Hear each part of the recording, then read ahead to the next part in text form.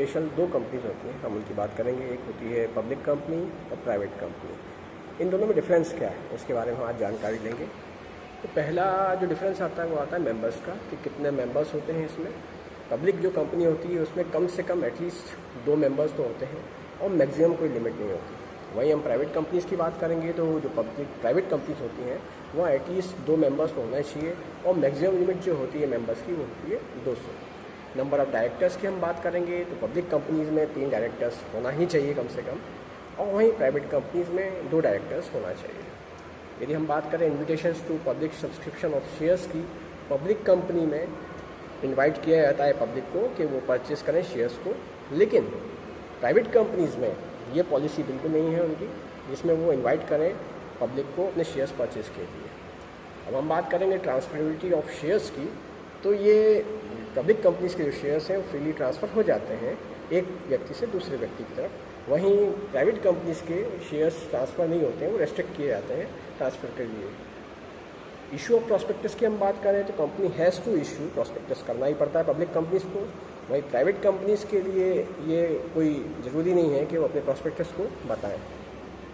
अब यदि हम बात करते हैं इसमें मैनेजरियल रेम्यूनरेशन की बात करते हैं, ये कुछ इंपॉर्टेंट टॉपिक होता है कि हम लोग कितना अपने बोर्ड को या अपने मैनेजर्स को, जो भी एग्जीक्यूटिव्स उनको कितनी सैलरी देना है। तो पब्लिक कंपनीज़ में ये रहता है कि जो भी नेट प्रॉफिट होता है उसका 11% से ज़्यादा वो लोग रेम्यूनरेशन में बांट नहीं सकते।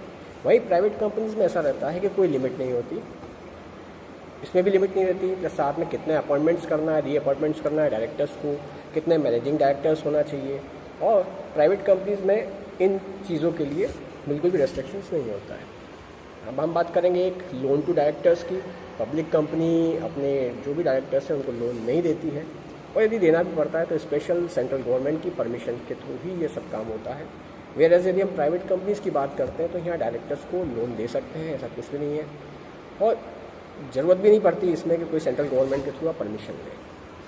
सबमिशन ऑफ डॉक्यूमेंट्स की बात होगी तो यहाँ पे गवर्नमेंट के सामने कंपनीज एक्ट के अंतर्गत पब्लिक कंपनीज़ को अपने डायरेक्टर्स की लिस्ट देना पड़ती है। कंटेंट्स कॉन्ट्रैक्ट्स उनके जो किए हैं डायरेक्टर्स के साथ में वो उन्हें देना पड़ता है, लेकिन प्राइवेट कंपनीज़ में कोई भी डॉक्यूमेंट सबमिट नहीं करना पड़ता है। मेमोरेंडम ऑफ एसोसिएशन में सिग्नेचर्स की बात करें हम लोग तो कम से कम जो मेंबर्स हैं पब्लिक कंपनी में उसमें एटलीस्ट 7 लोगों की तो कम से कम साइन चाहिए रहती है। और वहीं यदि हम MOA की बात करें प्राइवेट लिमिटेड कंपनी में तो कम से कम 2 लोगों की साइन जरूरी रहता है। आर्टिकल एसोसिएशन की बात करें तो यहाँ पे जो पब्लिक कंपनीज हैं यह बाउंड नहीं होती कि वो आर्टिकल ऑफ एसोसिएशन को बनाएं, वहीं प्राइवेट कंपनीज जो रहती हैं वो आर्टिकल ऑफ एसोसिएशन को बनाना ही पड़ता है। आशा करता हूँ आपको डिफरेंस समझ में आ गया होगा कि पब्लिक कंपनी और प्राइवेट लिमिटेड कंपनी में क्या अंतर है। Thank you.